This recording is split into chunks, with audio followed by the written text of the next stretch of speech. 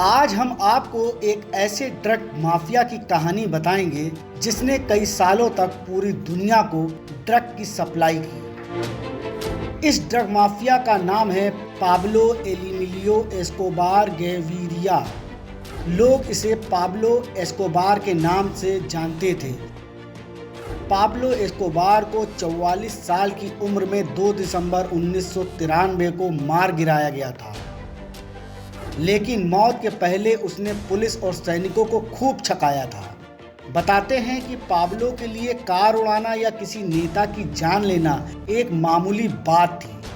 आप ये कभी सोच भी नहीं सकते कि ऐसा भी खूंखार व्यक्ति इस दुनिया में आया होगा।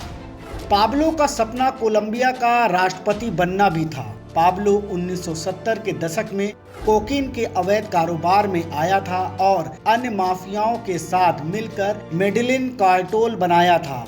पाब्लो की ताकत का अंदाजा इस बात से भी लगाया जा सकता है कि उसने सरकार पर दबाव बनाकर अपने लिए खास जेल खुद ही तैयार कराई थी।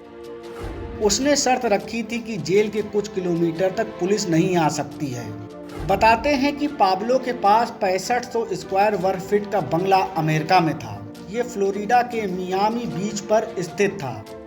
पाब्लो के पास 800 से ज़्यादा मकान थे। उसने कैरिबियन आइला ग्रांडे नाम का एक कोरल द्वीप खरीदा था, जो वहाँ मौजूद 27 कोरल द्वीपों में सबसे बड़ा था। यह द्वीप कार्टाजेना से 35 किलोमीटर दूर समुद्र में था।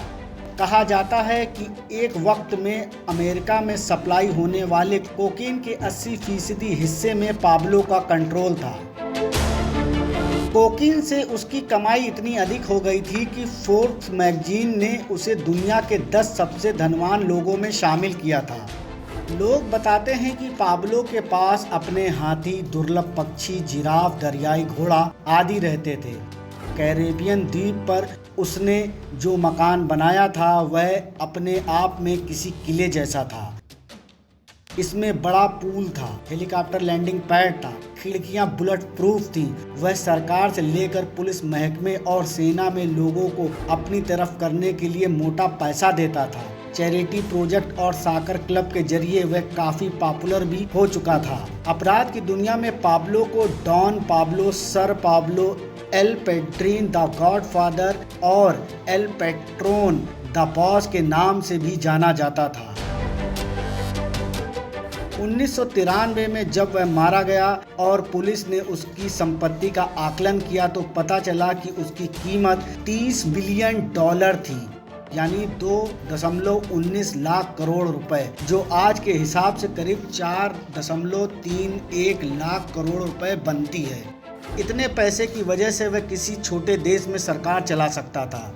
उसके पास महंगी गाड़ियां, घड़ियां, मकान, पार्क, यहाँ तक कि अपना खुद का द्वीप था जिसे वह किले की तरह सुरक्षित रखता था।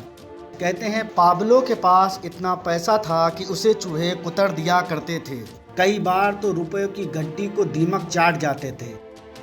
एस्कोबार गरीबों से प्यार करता था, पर सबसे बड़ी बात और हैरानी वाली बात यह है कि गरीब भी उससे प्यार करते थे। उसने गरीबों के लिए घर बनाने, दूसरे नागरिक गतिविधियों के लिए खूब पैसे बांटे। गरीब उससे अच्छा आदमी मानते थे। वह भयंकर फुटबॉल प्रेमी था। उसने लोकल फुटबॉल टीम स्पॉन्सर की, स्पोर्ट कॉम्प्लेक्स, स्कूल, अस्पताल और चर्च बनवाए। एस्कोबार के भाई के मुताबिक वे हर हफ्ते $1000 यानी कि आज के समय में करीब 65,000 रुपए सिर्फ रबड़ बैंड खरीदने में लगा देते थे, जिससे नोटों की गड्डियां बांधी जाती थी। आपको पाब्लो के बारे में एक और हैरान करने वाली बात बताते चले। पाब्लो अपनी बेटी से बेइंतहा प्यार करता था। एक बार भीषण सर्दी पड़ रही थी। बेटी को बहुत ठंड लग रही थी। पाब्लो के पास ठंड से बचाने के लिए कोई जलाने का सामान नहीं था, तो उसने बेटी को सर्दी से बचाने के लिए 13 करोड़ रुपए जला दिए थे। इसी बात से पाब्लो की रईसी का अंदाजा लगाया जा सकता है।